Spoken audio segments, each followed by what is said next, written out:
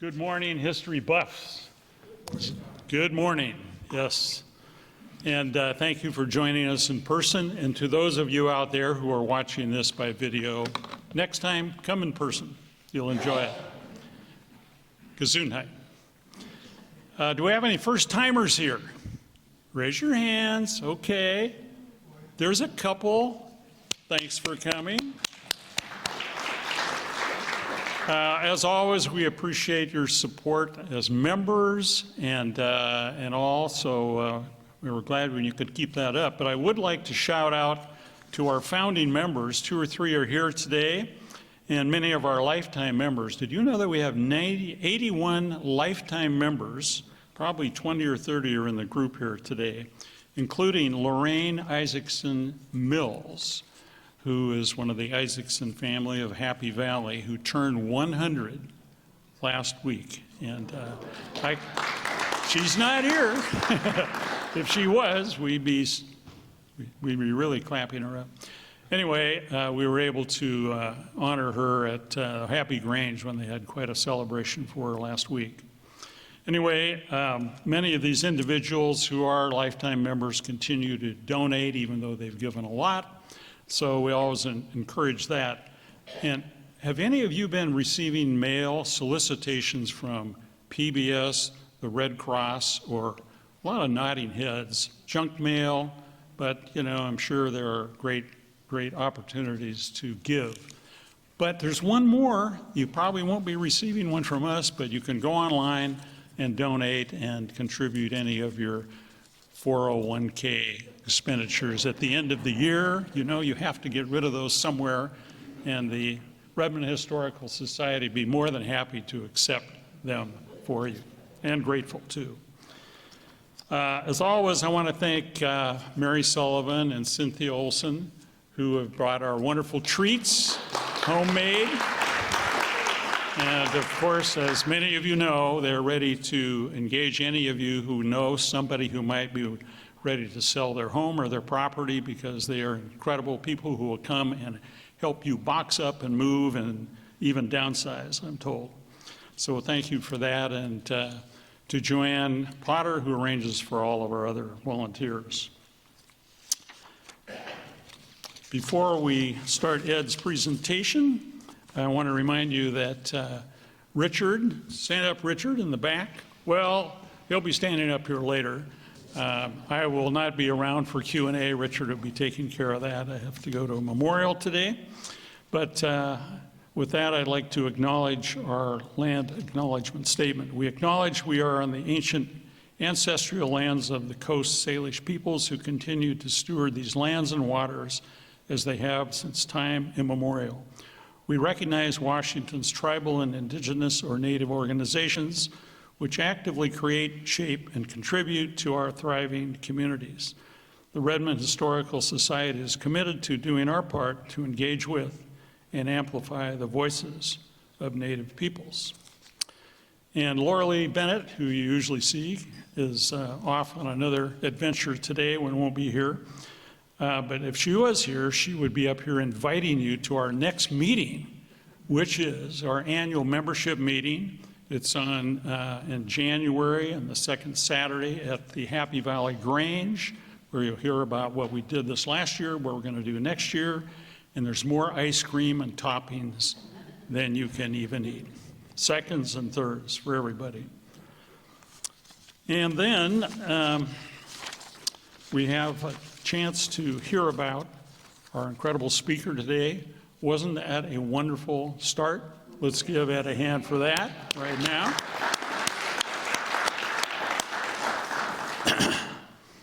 Dr. Ed Sobey will share tales of exploring the Northwest Passage and stories of the valiant sailors who attempted and eventually succeeded in finding a way through the Arctic ice from Magellan to Captain Cook, Vancouver, and Franklin to modern day.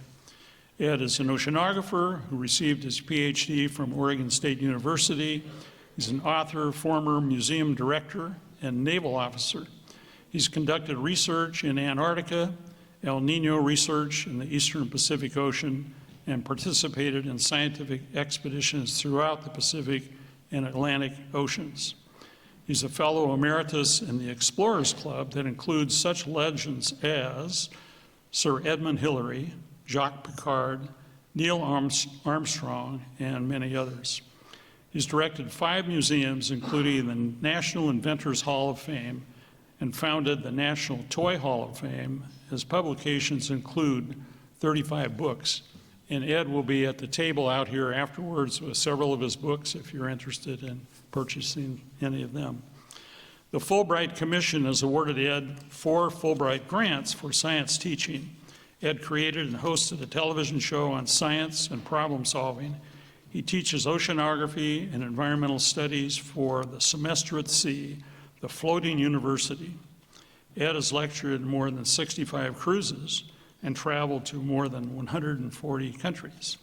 And he just returned this week, where he and his wife Barbara traveled to Central Asia, visiting Uzbekistan and 3 adjoining STAN countries. Amazing. I would go on, but I'm worn out thinking of all this man has accomplished. And by the way, Ed and Barbara are 2 of our most recent new members, and we thank you for that. So with no further ado, Dr. Sobey, take the podium.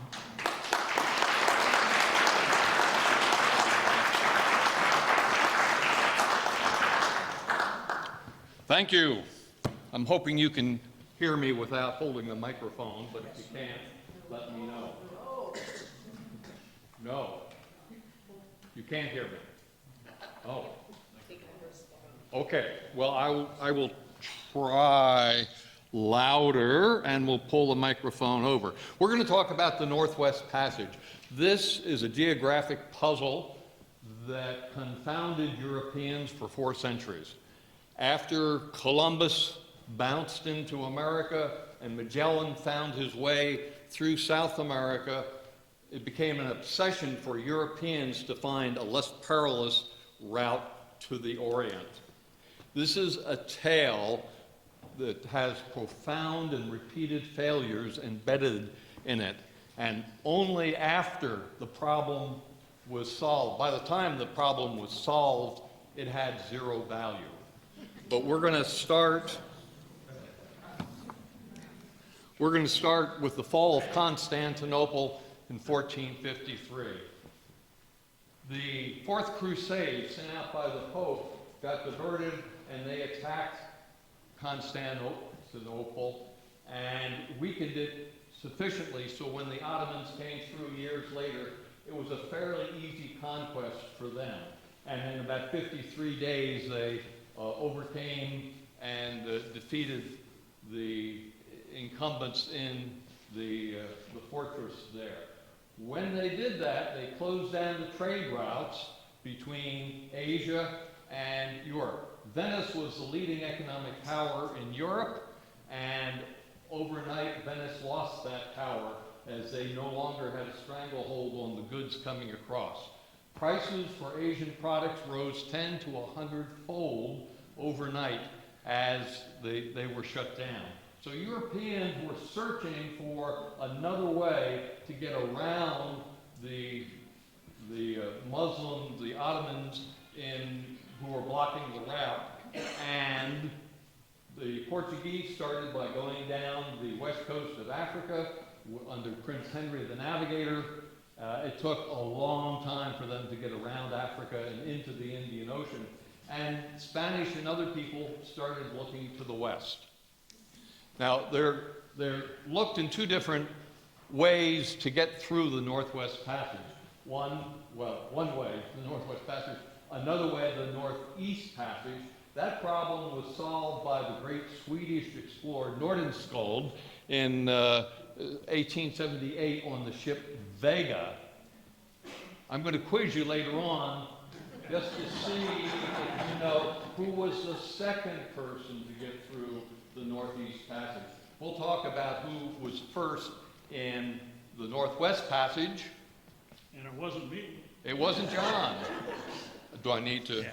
Sorry. That's because for our recording, it's best if it's on this. And I know they can all hear you. Okay. Thank you. So we'll also talk, obviously, about the Northwest Passage and who was first and who was second, which may be a surprise for you. Okay, one of the first to attempt to find it was John Cabot. That's the anglicized name for this man born in Genoa. And he went across and explored the coast of Newfoundland, and he changed the world with what he reported, because he reported the fish, the cod, were so thick that you could scoop them up out of the water. And that launched the great fishing invasion of North America by the Portuguese, the Basques, the English, and others. They started sending boats over, and a lot of them didn't land, but some of them did. And when they landed, they spread the diseases that decimated the natives all up and down the East Coast. But Cabot came back, gave his report, and then got a second expedition with 5 ships and went back and was never heard of again. We don't know what happened to him. His son, however, Sebastian Cabot, also got funding, got support from the king, King Henry VII, and went down as far as, the southeast, came back, and when he got back, he found that the king had died, and King Henry VIII was not at all interested in exploring, and so the British dropped out of temporarily out of the race to find the Northwest Passage. Years later, Martin Frobisher got started. He went up north, got to Baffin Island, Baffin Island being the 5th largest island in the world, and he found a bay that we now call Frobisher Bay, and had a successful expedition, came back and told everybody about his findings, and they sent out more ships the second time, and he came back with 200 tons of rock that he thought was gold ore. And he got back to London, and they assayed it, and lo and behold, the assayer said, yes, this has gold in it, and it's worth about 5 pounds per ton. And so at that point, he was able to organize a major expedition. It included a couple hundred Welsh miners and other people to help him, and he brought back from that third expedition 1,300 tons of ore that he was hoping would secure his future. Some of those stones, that ore that he brought back, is now embedded in a wall in Dartmoor, which is to say that it had zero value and no gold whatsoever. And that pretty well ended Martin Frobisher's efforts to find the Northwest Passage. John Davis is next up, and he was a fascinating character if you don't know John Davis. He wrote a number of books for sailors on his various expeditions in the North, and we now call one of the areas that he explored Davis Strait, which leads up to the Baffin Bay. He also was the first person to see the Falkland Islands, at least the first person in recorded history to see the Falkland Islands. He didn't land there, but he did see them, and he reported it. And he invented the backstaff, which was a big improvement over navigation.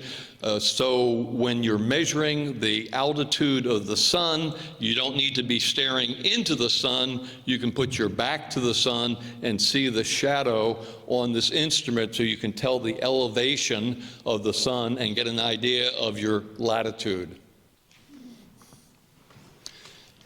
One of his expeditions was probably the weirdest moment that the Inuit people had ever seen. He stocked his ship with musicians, and when they encountered some Inuit, he had the 4-piece orchestra start to play, and he had several of the sailors start dancing on the ship. And of course, the Inuit are looking at this and not understanding at all what's going on, and they were trying to pull the Inuit in to trade and to find out if they can get any information from them.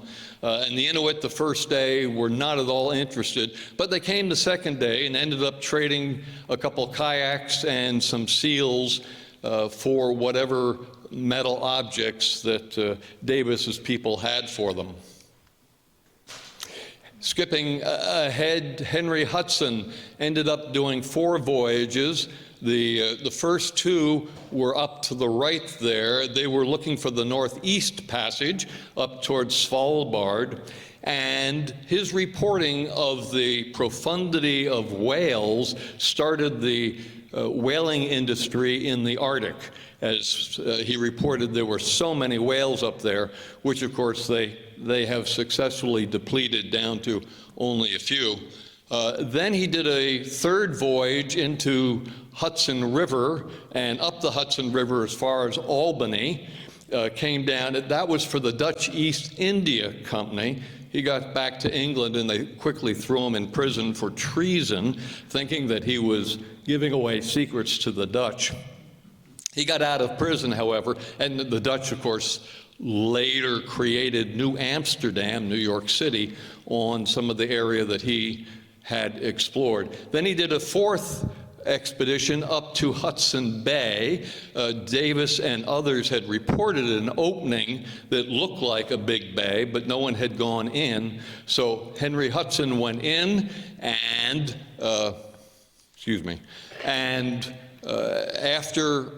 after a while, his crew decided they had enough ice and cold and being miserable, and they put Hudson and his son and a couple of the other sailors in a boat and said goodbye, and that was the end of Henry Hudson. William Baffin and Robert Bylot teamed up on 2 expeditions, and they went up to Baffin Bay and Bylot Island and Baffin Island, named for them. Baffin was the pilot, Bylot was the captain. Baffin had done a number of expeditions up to the north on whaling ships. Very competent guy, very good cartographer and navigator, and they set new records for farthest north, as did John Davis before them. We keep inching farther and farther to the north. Maybe we should have a quiz later on, who got to the North Pole first. You being history buffs probably know all those answers. Anyway, William Baffin pushed the limits and certainly made some great progress, but certainly did not find the Northwest Passage. Now, flipping over to the Pacific side, all this before focused on the Atlantic. Once the English found that they were not successful in penetrating from the Atlantic side, they started looking from the Pacific side to see if they can find the outflow. But who was the first European to pass the Bering Strait? No. Bering was the second. The Russian Desnev was the first. However, after he started in the Chukchi Sea and made his way down through the strait and was the first to prove that North America is separate from Asia. But unfortunately, his records were lost, and when Bering came onto the scene, everyone had forgotten of his expeditions, and so Bering is usually credited with travel between the Chukchi and the sea that bears his name. He had 2 rough expeditions. The second one, an absolute stinker, with everybody coming down with scurvy and most of the people dying, the ships wrecking. It is not good bedtime reading. It is pretty horrible stuff.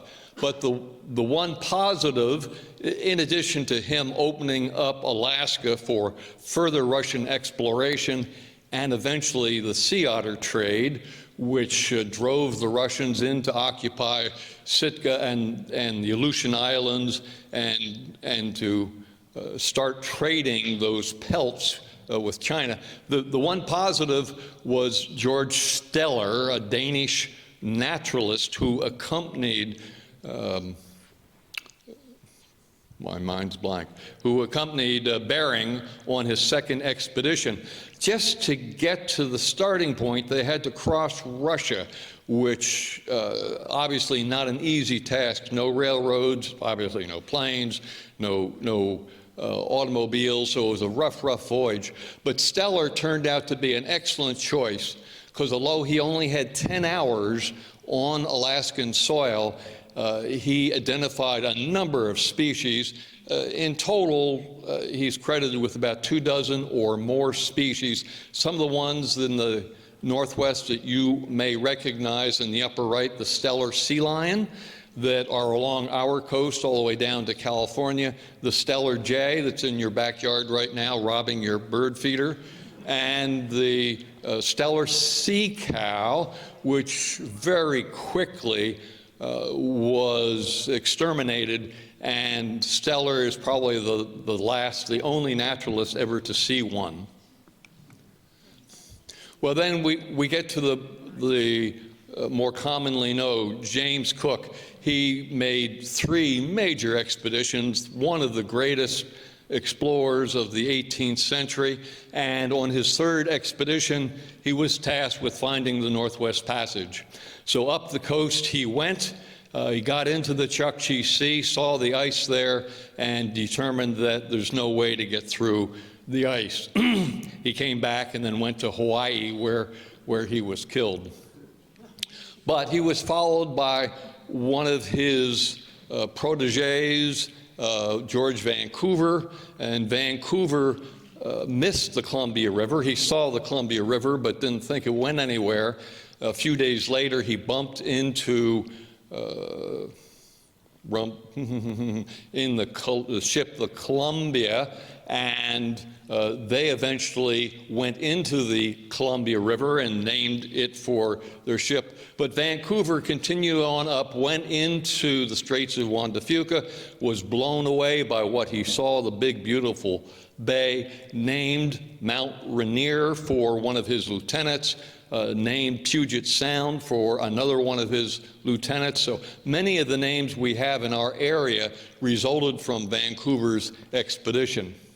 His main purpose in coming was to show the flag, look for the Northwest Passage, and recover some British-owned material that the Spanish had taken up in Nootka Sound at Friendly Cove. When the Spanish took that material, some boats and some other things, some pelts that had been collected by British citizens, it set off the Nootka crisis, which at the time could have pushed the world into a major war of Spain versus the UK.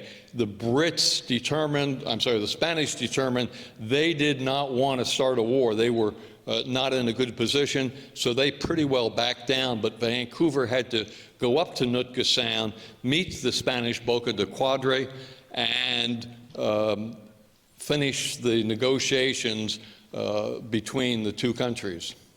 Mount Rainier, and Robert Gray is the name I couldn't remember. Robert Gray's Harbor, who came in first European and maybe the first person to cross the bar at the Columbia River. Well, not only did people try to get to the Northwest Passage by sea, but also by river and by land. So Alexander Mackenzie was the first person to cross the continent on foot. He did it with a team of about 9 people.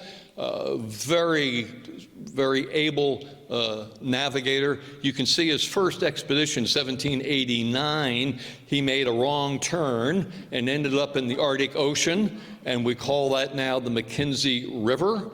And we'll see that again in a second when we start talking about later explorations. And his second attempt, he ended up in Bella Coola, just north of us. And there's even a rock there that has the proof that he was there.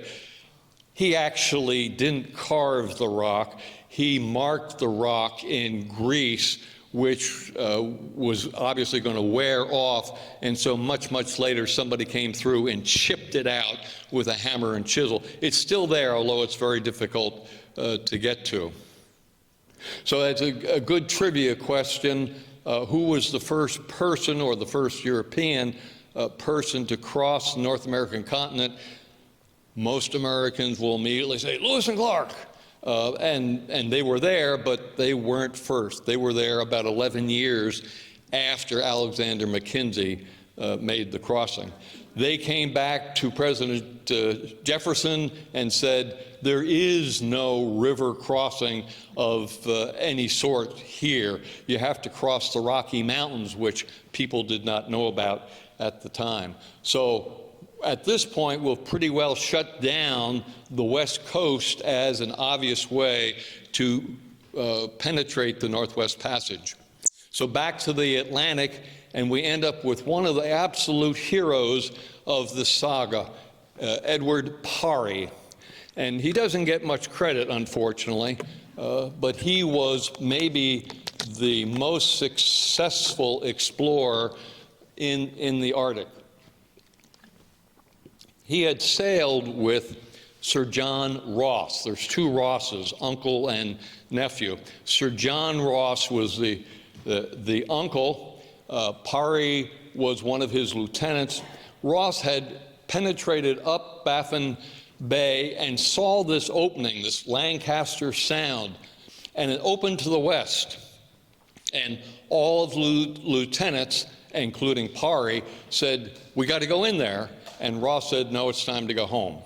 So they weren't able to make any progress. But Parry now is elevated in rank, has his own expedition, and he goes and he just about completes the Northwest Passage. You can see the line there going way to the west and almost out of the islands, the Canadian islands, and into the Beaufort Sea, but not quite. And there, if you can see, I've circled Winter Harbor, is where he had to overwinter, that is, let the ship get locked in ice. Doesn't really matter if you let it, it's going to happen. But he got locked in ice and then came back. So Parry did, this is his first expedition on his own, did great work, was very successful, and not so successful on his later trip. So here is the route that we're eventually going to get to from the Atlantic to the Pacific through the islands of Canada. Canada, by the way, has for a long time, the Brits before the Canadians existed, has been very conscious of the fact that they may lose those islands to an aggressive nation, such as Russia, or anybody else who comes through and plants the flag. So Canada has periodically wanted to raise their own flag on these islands, and we'll see some of the disastrous consequences of that in a second. Parry was the first explorer to use tin cans. They were recently invented 1810 in London. Napoleon had put out a plea for some way to get food to his troops, and the vacuum sealing, boiling and vacuum sealing glass containers was invented in France, and then a year later the Brits came up with tin cans. This can actually held veal, and it was opened, I think, in the 1960s, maybe before 1960s, but it had been sealed for well over 100 years, and they opened it and found that the food was still edible. The one issue with tin cans is that they used lead to solder the cans, and that had disastrous consequences for the Franklin expedition.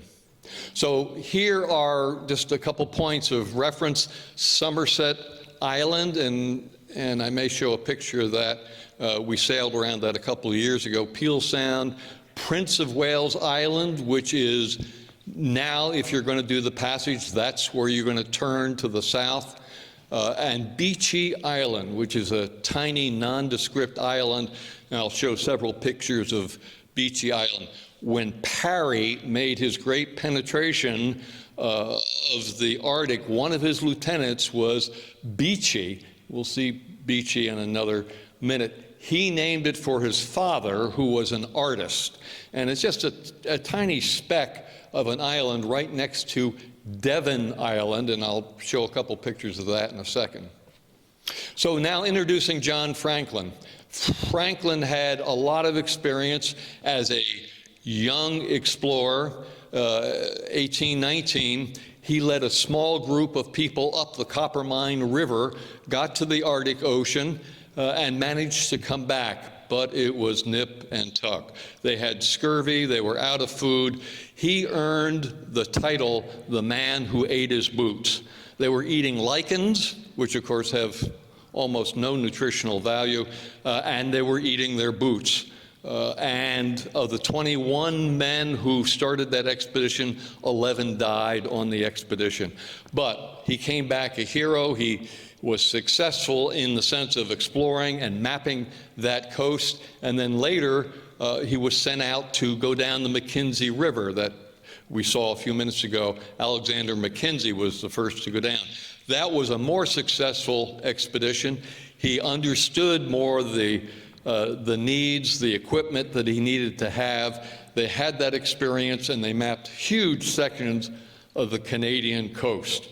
So Franklin, at this point, is an absolute hero. He is Britain's greatest explorer, possibly, and very successful. So the British Admiralty and the Royal Society decide they're going to do a four-pronged approach. We're going to solve this problem all at once. And so they send Beechey, who is now, he was lieutenant for Parry, now he's his own expedition leader. He's going to go up through the Bering Strait, through the Bering Sea, and he's going to hook up with Franklin, who is going down the Mackenzie River. And so they're going to map that huge section from Alaska all the way over to the Mackenzie River. Meanwhile, Parry, still active, he's going to go up, turn left in the Baffin Bay, and go down into that series of bays there, and he's going to meet up with a guy named Lyon, George Lyon, who is going overland from Hudson Bay, and between them they're going to map that part of the coast, and hopefully they will see the opening to the Northwest Passage. Now, we interrupt that and just say that they did mostly a good job, but they didn't find the Northwest Passage. This gave them the clue that they were very close to solving the problem, but they didn't solve the problem, and so no one yet has gone through the Northwest Passage. I mentioned before Sir John Ross, not Sir James Clark Ross, the nephew, Sir John Ross, who was, I will claim, incompetent enough to pass up the opportunity to explore Lancaster Sound. Sir John Ross goes to a good friend of his, Felix Booth. Booth owns the largest gin manufacturing facility in England. Booth puts up the money, and Sir John Ross goes out on an expedition that ends in an utter disaster, losing the ship, just one foul screw-up after another, except that he also took on that ship his nephew, Sir James Clark Ross. Sir James Ross added the name Clark just to further differentiate himself from his uncle, because he knew otherwise, as an Arctic explorer, he would be confused with his uncle, and he didn't want that. Anyway, Sir John Ross ended his career in total failure. He couldn't get the Navy or the Royal Society to back him, so he had to go to a gin manufacturer to get the support. And there are places now in Canada that are named, well, there's the Boothia Peninsula and Felix Point that are named for the gin distiller.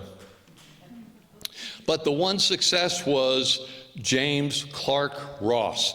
So the ship is iced in, they can't go anywhere, and ultimately they're going to lose that ship. But in the middle of winter, Sir James Clark Ross goes out on a sled journey to find the magnetic North Pole.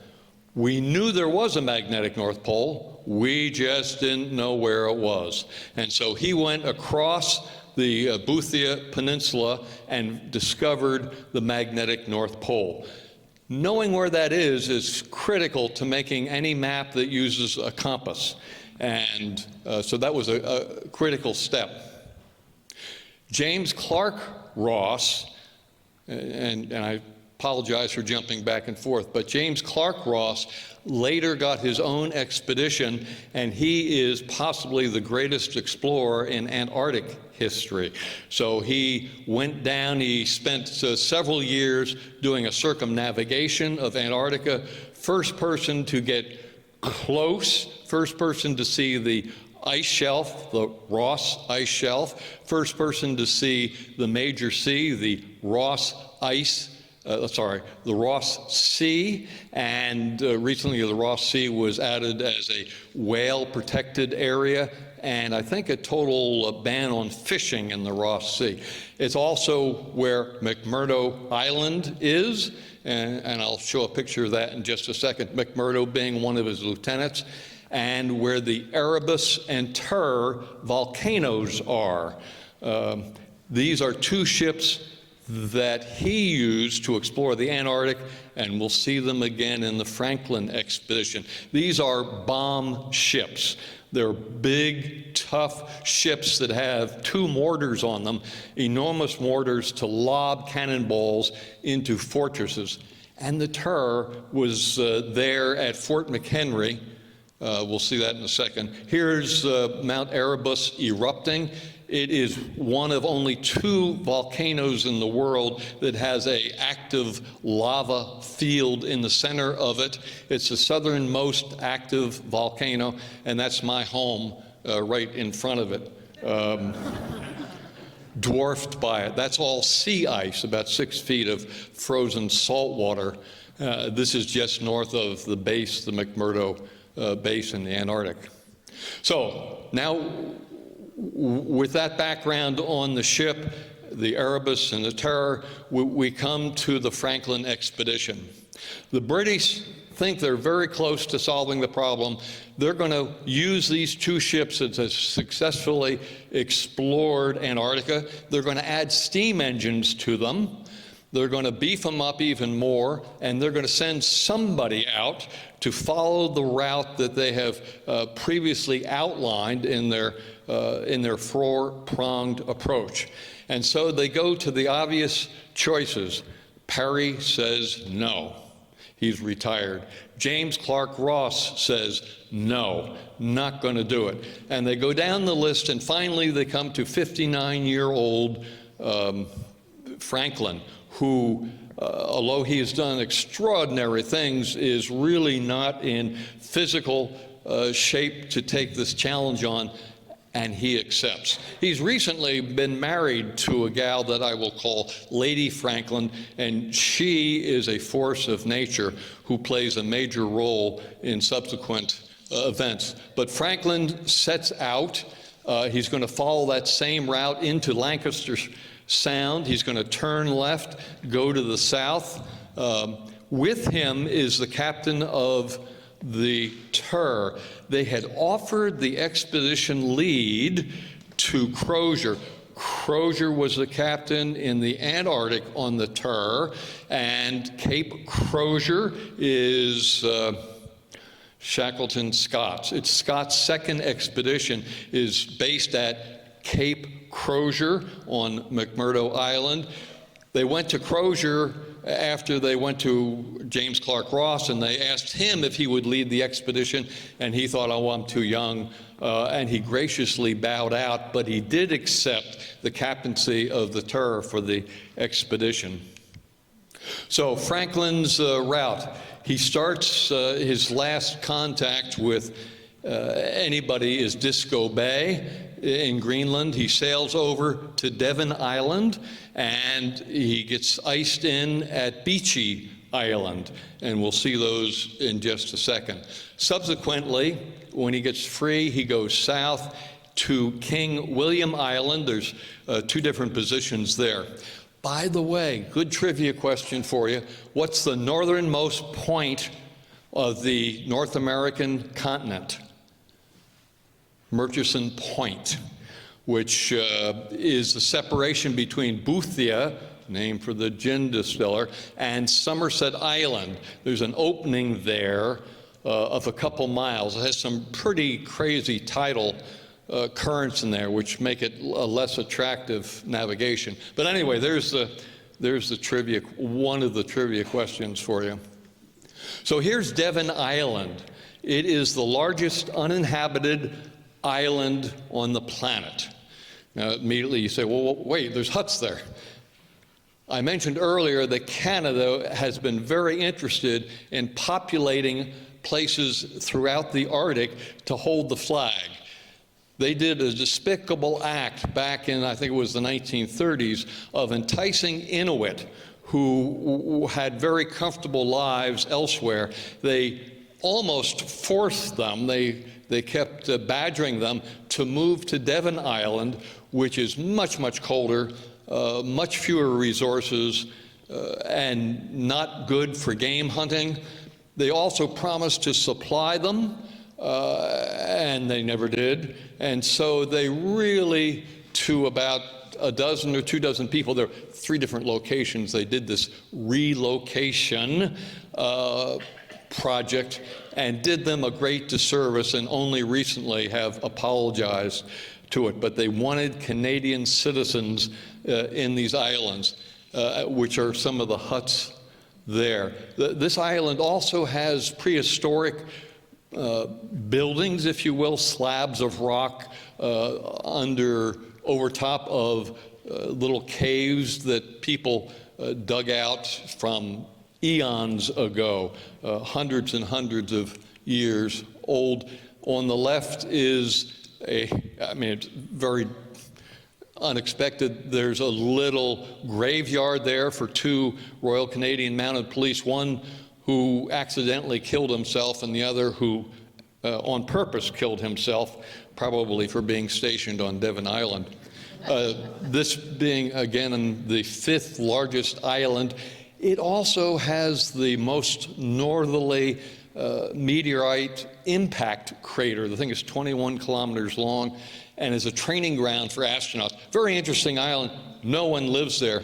But on the right is this, we found this plaque from the Louise Boyd expedition. Louise Boyd was another force of nature. Whoops, don't have a slide for her, sorry. And if you're interested in women explorers, this is a gal who grew up rich, decided to shun all the social balls and whatnot. She outfitted her own expeditions to the Arctic, did some secret stuff for the Navy in World War II. She led the search for Amundsen when Amundsen's plane was lost. And most of her work was on the east side of Greenland, collecting biological and geological samples. This is hundreds and hundreds of miles away from East Greenland, and I cannot find a credible source that explains what she was doing there. Every time I look, I come back with answers of, no, she never got there. Well, there's her. I was standing there. I was looking at the plaque. So anyway, if you're interested in Arctic women explorers, Louise Boyd would be a great one to check out. That's Devon Island. This is the middle of, this is the late summer, so this is as warm as it's going to get. It's pretty brutal. And off of Devon Island is Beechey Island, named for the artist father of the captain of that expedition that we saw a second ago. So on Beechey Island, if you ever get there, one of the things you find, those tin cans, hundreds of those tin cans from where Franklin spent the winter. And people have arranged them in various forms. When we got there, they were kind of scattered around, and we rearranged them. They're piled with rocks so they don't blow anywhere. But, sorry. Here's where you see the famous shot of 3 members of the Franklin expedition. These are the first 3 sailors to die in that expedition over the winter. There's a 4th grave there that looks identical. That was not much later. That was 5 or 8 years later from one of the search ships that was looking for Franklin. So in a lot of pictures you'll see 4, but only 3 of those are from the Franklin expedition. John Torrington was a stoker. His body has been exhumed, I think, twice, trying to figure out what killed him. A stoker is someone who picks up a shovel and puts coal into the boiler to get the steam engine going. Not a great job. Guy should have calluses all over his hand. He didn't, which suggests that he was sick for a long time. And ultimately, the autopsy has concluded that he died of tuberculosis or pneumonia, but the lead levels in his blood were 20 times higher than they expected. For many years, the assumption was that he died from lead poisoning, but everybody else on the ship was eating the same food he was, and you would think they all would have come down with the same thing. So he was greatly weakened probably by the lead, but it was possibly pneumonia that killed him. There are more graphic images of those, and I don't want to show them, but if you want to see them, they are available. So the Erebus and the Terror get locked in the ice. They spent the winter at Beachy. They move south. Next winter, they get locked in the ice again, and they're there 18 months. People are dying. And eventually it becomes clear, we're not getting out of here. We got to walk. And Arctic explorers especially have a history of when things get tough, let's get off the ship and walk home. Fridtjof Nansen is the famous guy who did that on his way towards the North Pole. Anyway, here's the Erebus locked in ice. They start dragging their longboats, the remaining people, start dragging them to the south. They're headed to Back's River, Back being another Arctic explorer who discovered a river in East Canada, and they think if they can get there, they can find game. But there's so many of them. There's 40, 50, 60 of these guys moving south. There's no way they're going to survive. In the Arctic, to survive, you got to be in a small group. You're just not going to find a herd of anything. If you find one polar bear, you're very lucky. If you find a seal, you're very lucky. Not enough to feed a large group. Along the way, they bump into some Inuit. They do some trading with the Inuit. They get a seal. The Inuit report that these guys that they encounter, white men who have black faces, probably a sign of scurvy. The men were thin, the men were very ragged, and the Inuit could help them a little bit, but they couldn't supply them. It was too many of them and too needy, and the Inuit, of course, had to fend for themselves. So we haven't heard from Franklin. Franklin's been gone years, and we haven't heard. Lady Franklin, however, has been beating the drum, and eventually the Navy and the Royal Society, the Admiralty, I should say, start sending out expeditions to find Franklin. This is a big deal. We have to find Franklin. 32 expeditions are sent out searching for Franklin. Probably the biggest Arctic exploration ever unleashed. Along comes John Ray. If you want to read about an absolute hero, it's John Ray. Medical doctor, works for the Hudson Bay Company, and he yearns to be an explorer. He starts up in the Arctic, and Hudson Bay keeps paying him to explore. And he's looking around for Franklin, but he's also doing some cartography, mapping the coast for the Hudson Bay Company, and he bumps into some Inuit. And the Inuit say, well, we weren't there, but we did hear about from our friends, our neighbors, whatever, about these white guys pulling a boat over on the other side of Boothia Peninsula, and they reported the black faces, and they had material from the uniforms and the dinner service of the officers on the ship, including their engraved names on the dinnerware. There now is no question that John Ray, the Inuit, John Ray has discovered the Franklin expedition. The Inuit also report they think that the guys were eating one another. And John Ray comes back and he writes 2 reports. One report goes to the British Admiralty and it contains information on cannibalism. The other report he releases does not contain any information about cannibalism. He releases that to the public. The Admiralty, by mistake, released their report. And, pardon me, all hell broke loose because British sailors would not eat one another. And leading the charge was Lady Franklin, who hired a guy named Charles Dickens to do some writing and discredit John Ray. And she paid him a fabulous sum to keep writing articles impugning the character of John Ray, who, I will tell you, is one of the great Arctic explorers and truly a tough guy, somebody you want for him. Anyway, later, one of the expeditions sent to find the Franklin expedition is led by McClintock, and he finds a cairn, a big pile of rocks. That's how we transmit information back and forth.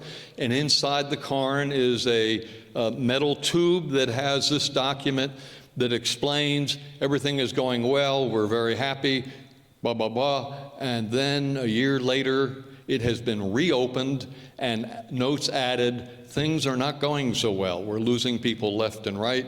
We're going to continue south overland to Bax River. That's the last information we have directly from the expedition. American cavalry lieutenant named Schwatka made the last real effort to discover remains of the Franklin expedition, and he found a body and reburied it. That body was later found 1993 and in another expedition, and they were able to get some DNA and guess who that body belonged to. So there's constant searching for any new clue from the Franklin expedition. So here we are. There's Beechey Island where he was stopped, and there's the cairn that was located, we just showed, and there's King William Island, that's the setup. And there's the Erebus in 2014. Canadian parks people, divers, discover you can see the ship just in front of the inflatable boat there. It's in fairly shallow water. Great discovery. The ship is pretty well intact. And 2 years later, they find the Terror about 60 miles farther south where they sank. So the ships were locked in ice, carried by the ice. When the ice eventually broke the ship up and they sank in place. So the ships were trapped, abandoned before the ship sank. Everybody got off and started walking south and didn't get to where they needed to be. And there the circles are showing the locations of the 2 ships. So who solved the puzzle of the Northwest Passage? Well, one camp will tell you it was the ship, the HMS Investigator, McClintock, because they got searching for Franklin. They got stuck behind Banks Island. Their ship got encased in ice, couldn't move. They walked across Banks Island and looked across the strait at Melville Island, and they saw where Perry had spent the winter from his description. So they, at that point, knew that they had solved the problem mentally. They hadn't done it yet, but they solved the problem because they had come from the west. And so now finally we know we can do this for sure because we've gone from the west and seen people who've come from the east. Well, they spend a couple winters there. They're running out of food. Things are looking pretty bleak when all of a sudden a guy named Pym shows up from HMS Resolute. And Resolute is there to rescue anybody remaining in the Arctic. Pym goes over to Winter Harbor, finds a cairn with a note saying the investigator, McClintock, is iced in behind Banks Island. So Pym goes over there and says, okay, everybody, follow me. We're going to go over the ice to the Resolute. So the crew goes to the Resolute. They make it in pretty good order. They get on the Resolute, and all of a sudden the Resolute starts sinking. This is not good. They transfer off, get to, and I'm sorry, I can't read that myself. Can we see what it is? HMS somebody. And eventually make their way back to Britain. So now McClintock, who has traveled from the Pacific, from the Bering Sea into the Beaufort Sea, through the islands, his ship got stuck and eventually sank, walked across the ice to the Resolute and the other ship, and made it back to England. He has now completed the Northwest Passage. But he didn't do it on water. He did it on ice. And so, did he complete the Northwest Passage? Maybe not. And furthermore, McClintock sent out one of his lieutenants ahead of him on a different ship to get to England. And so that other guy actually got back to England weeks before McClintock did. So we can argue who got there first, but I don't think it was McClintock. There, by the way, is the remains of HMS Resolute.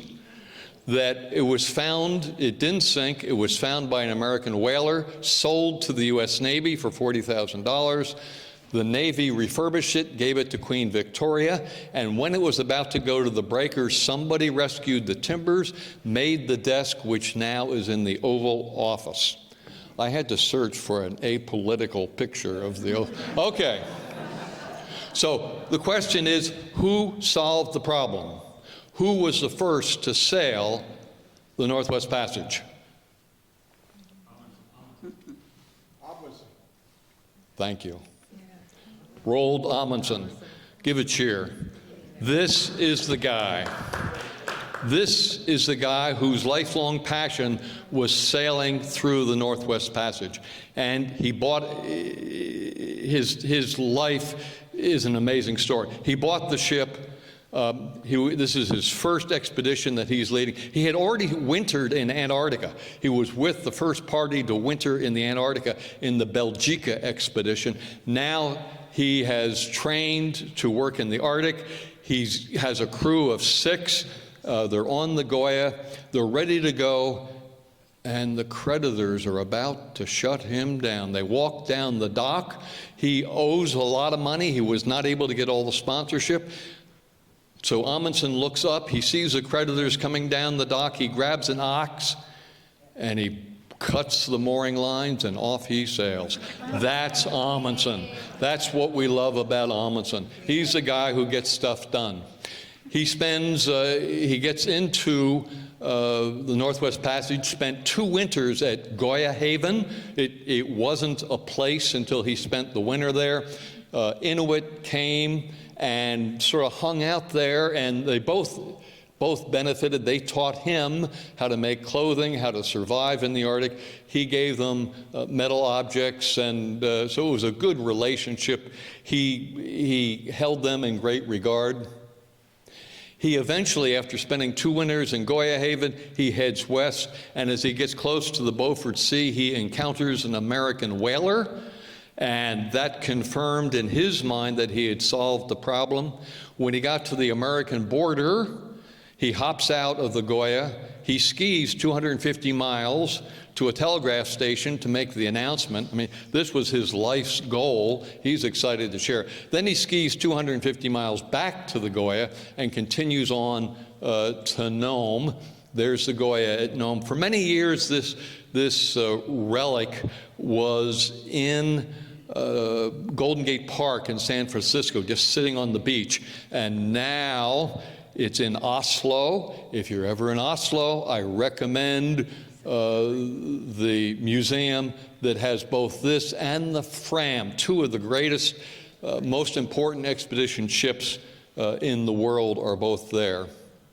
So I mentioned before that James Clark Ross discovered the magnetic North Pole. Amundsen came back to find it, and lo and behold, it had moved. People thought it probably moved a little, and it continues to move. And today it's moving about 35 miles a year straight for Siberia.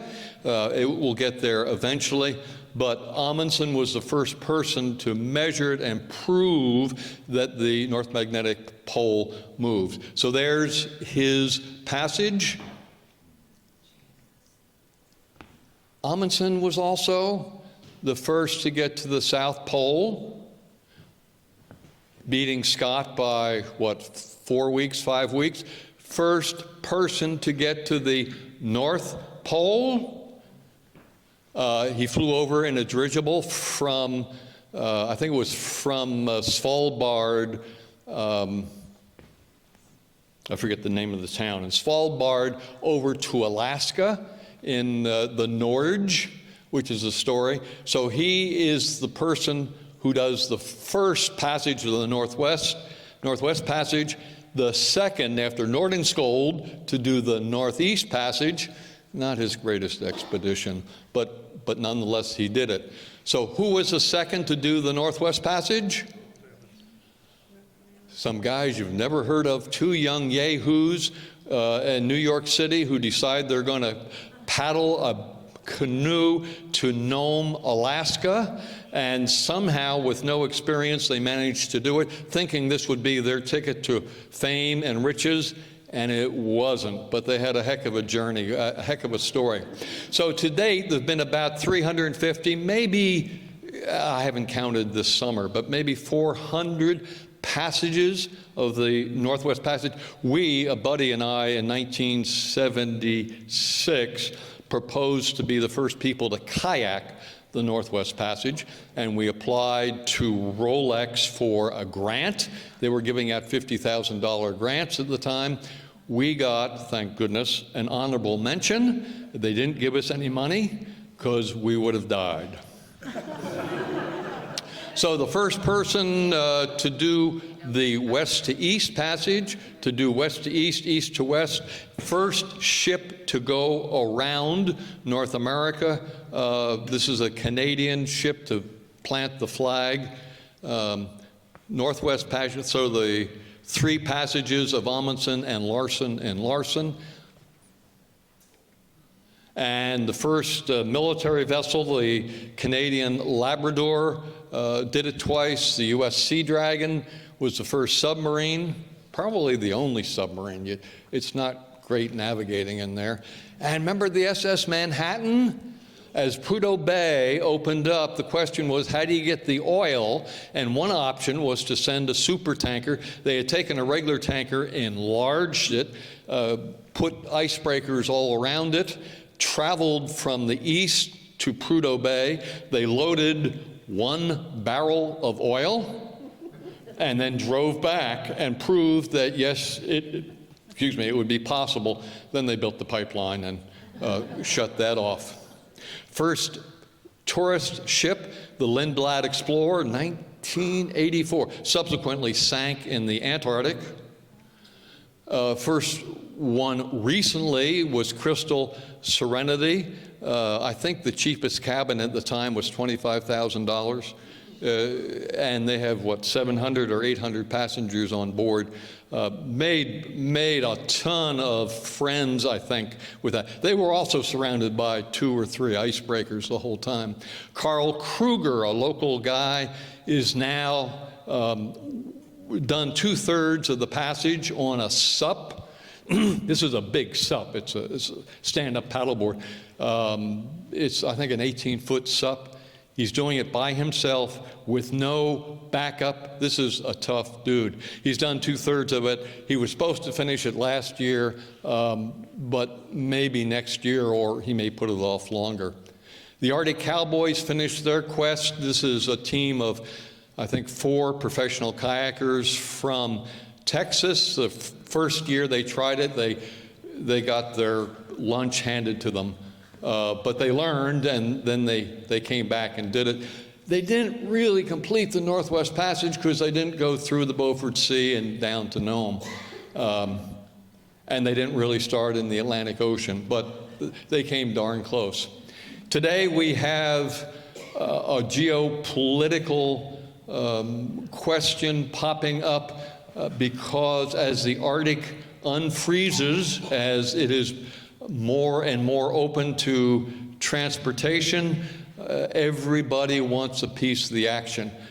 Russia has 50-some icebreakers. 35 icebreakers. Finland has 50 icebreakers. The U.S. has 1, maybe. We've got some relics, but we have one that tries to service the Antarctic and the Arctic. And there has been a call to produce a bunch more, and we're talking to Finland about making those for us, but nothing's moving forward. But people are going to start to carry cargo across the Arctic Ocean very soon. The traffic levels are jumping maybe 30–40% every year from a fairly small number, but they are jumping up there, and you will see more of that. That, ladies and gentlemen, is my take on the Northwest Passage. Thank you very much.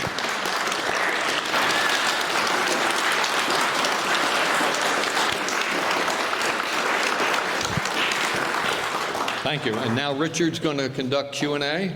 Yeah, so that was a great presentation. So if anyone has any questions, raise your hand and I'll come over. I will start with you. I've done a little reading. I don't know if you can hear me. Yeah. Okay. A little bit of reading, and it seemed like the Brits came overblown politically and motivated and whatnot, and came at the thing the wrong way. Where Amundsen was smart. He's a Norwegian. He knows how to. He knows about that thing. He came part of the landscape, and he used the landscape to his advantage. Where the Brits went against the landscape, in so many words. Can you comment on it? Well, successful polar explorers, Arctic explorers, have learned that the natives who've been there for a couple thousand years really had developed some technology that was useful in clothing, in travel, in living off the land. And if you read the famous polar explorers, they'll all say pretty much the same thing. The Friendly Arctic by Stephenson. The Arctic ain't friendly. I mean, it just flat isn't, but the title of his book is The Friendly Arctic. He made it friendly because traveled in small groups, followed the process that the natives taught him, wore the native clothing rather than the wool manufactured back home. So, yeah, I think there was some of that. We're the leading empire and we're pretty smart, where Amundsen in particular listened to the natives and had good relations with them. Any others?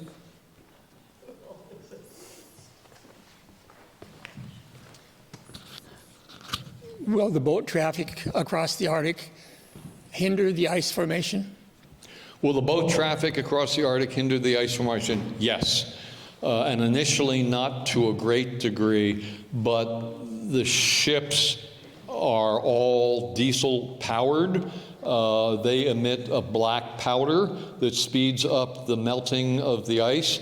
The ice in the summertime, the sea ice, is almost gone. We're tracking it year by year by year, and it's on a steady decline. I don't think it declined much this year, but over a 10, 20-year period, you can see a steady decline in the summer sea ice coverage. That will be speeded up. And of course, they're also breaking ice in some cases, which opens up the albedo factor, the dark ocean absorbing more sunlight. So absolutely. Do we have any other takers? When the HMS Investigator was frozen and they had to walk to the winter harbor, about how far did they have to walk? Good question. How far did they have to walk? I don't know. I would guess it was about 50 miles, but I'm not sure. Yeah. If you want to read about long distance travel, check out Knut Rasmussen, the white Eskimo, the white Inuit, a guy who did the longest sled dog travel from Norway, from Greenland rather, all across Canada and back again, and a number of great expeditions. But there have been a number of other people who have done great travel like that across the Arctic. And of course, Nansen. If you're interested in the Arctic, you got to read Nansen. He's the guy. He's the guy who was the mentor for Amundsen. He was the guy who showed how to travel in the Arctic. He also won the Nobel Peace Prize in 1922. He's a dude. Oh, do you have one more? Can you give us any information on the man who discovered the Investigator? He was an American whaler, I believe. And he was a captain, and he was out, from what I've read, he was out for whales. And he got the biggest whale of all, that wooden ship. The Resolute. And he had quite a time. I mean, he had to split his crew. He had 2 ships. What do you call that? Salvage. The laws of salvage, and brought it back and became a rich man. Can you give us any information? Not more than you've covered. I think the name was Baker. I'm not sure. He was an American whaler and sold the ship to the U.S. Navy. And I think the only thing the Navy could think to do with it, the only reason they'd want to buy it, is to endear themselves to the British, to say, hey, you lost it, and here it's back again, and we're good friends. So yeah, he under nautical law, he found a derelict ship and claimed it, and got $40,000 for his troubles. And that's the disc in the White House. Is the Resolute. They broke it down and whatever it is, and they built it and gave it back, and Yes. friendship kind of thing. And then they put it in the closet for many, many years, and I think it was Kennedy who found it in the closet and brought it out. Okay, I'm gonna come over here. So I heard your biography, you went to Oregon State. What first propelled your interest in the Arctic in your young life? The interest in the Arctic, when I applied to Oregon State, they accepted me and assigned me a major professor, a guy named Nashaba, who was doing Arctic research. And his pitch to me was, next summer, come with me to Ice Island T3. The ice islands are not icebergs, they're enormous pieces of ice. And Ice Island T3 had been inhabited by researchers for 20, 30 years. It eventually broke up. Anyway, go to the Arctic? I mean, it never dawned on me that people went to the Arctic. And as we got closer to the time of going, I never went because the Navy called me. But as we got closer to it, I started reading Nansen, and I got enthralled. And then my first real I did my master's on Arctic internal waves, and then I got invited to go to the Antarctic and spend a winter there. Wow, I am hooked. So I've been back to the Antarctic 8 times, and to the Arctic maybe 6, 8 times as well. What an adventure. It's one of those, you open the door in the morning and that 40 below air sucks into your lungs and you go, I'm not in Kansas. This is really cool. Are you originally from Oregon? No, I'm originally from the East Coast, but went to Oregon State for graduate school and to meet my wife, and yeah, and now I'm a Northwesterner. Yeah. Hey, thanks very much for coming today. If you're interested in my adventures or other stuff, I've got a few of my books outside that I'll happily unload to you. Thank you. We have some closing remarks, so sorry. if you'll just stay in your seats really quickly, just a few reminders for everyone. Thanks again for joining us today. Please mark your calendars for January 10th, 2026 for our membership meeting and ice cream social, and see you on February 14th for a presentation by Professor Brian Casserly on Leaving Home, Building a Future, the Immigration Story of the Pacific Northwest. Have a wonderful holiday season, and until next time, take care. This one goes in.